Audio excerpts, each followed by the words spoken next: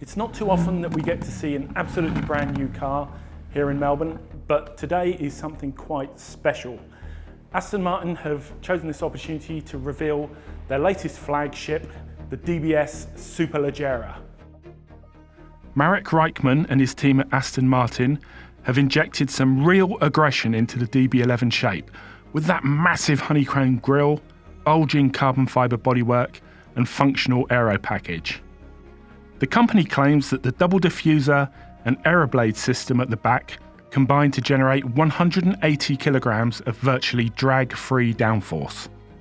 The mantra for the design of the Superleggera was explicit but not exaggerated, and they've more or less nailed that particular brief.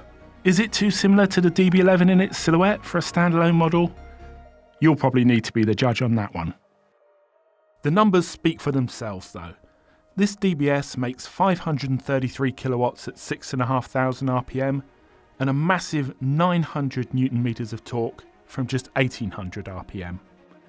The all-alloy twin-turbo 5.2 litre V12 leans on that torque figure to generate some stunning in-gear times, demolishing the 80 to 160 km/h benchmark in a mere 4.2 seconds. 0 to 100 disappears in 3.4 seconds, en route to a top speed of 340 km/h. Those figures suggest it's a little way shy of Ferrari's 812 Superfast on paper, but the Aston's torque advantage should make the real-world difference virtually insignificant. Power is deployed to the rear wheels via a ZF 8-speed automatic, with a shorter final drive to amp up responsiveness. The Superleggera sits on double wishbone suspension up front, with a multi-link rear and adaptive dampers as standard. There's also a combination of mechanical limited slip diff and dynamic torque vectoring, so there's plenty of rear-end purchase, which is good when you've got 900 Newton meters at your disposal. It sounds pretty special for a turbo car too, with a quad exhaust system that delivers some real fireworks. The company calls this a Super GT, and as such, Matt Becker and the Vehicle Dynamics team has tried to give the drive modes of this car as much bandwidth as possible.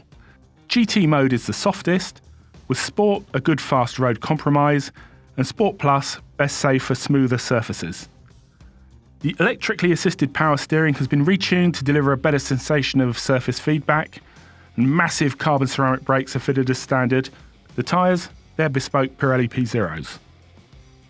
If you're of a certain age, Superleggera is a badge you're going to associate with Lamborghinis.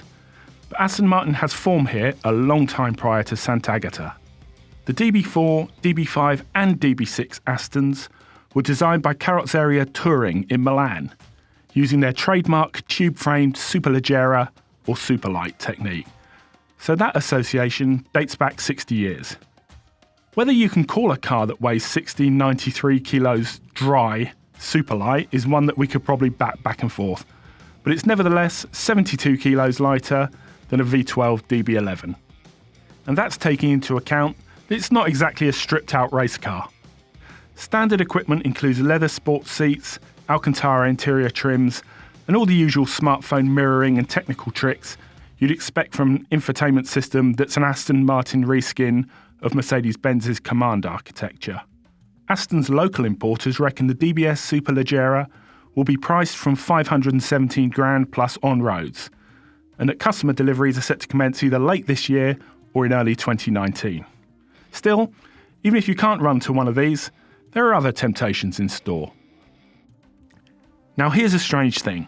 When invited to look over the DBS Superleggera, Aston Martin was at pains to stress that it wasn't a like-for-like replacement for the outgoing Vanquish S range topper, leaving open the tantalising possibility of an even hotter model. Perhaps that was a little off script, because the company subsequently hurried out an amended press release stating that the Superleggera is just that, the halo car of the range. Make of that what you will. Aston Martin's boss, Dr. Andy Palmer, has outlined a plan for 7 new cars over 7 years. And so far, they seem bang on schedule. This DBS Superleggera is proof positive that they're turning out some great product. There's an SUV in the works, coming out of the new factory in South Wales, but so far they look in the rudest health we've seen them for a long time. And I think a healthy Aston Martin is something that we can all get behind.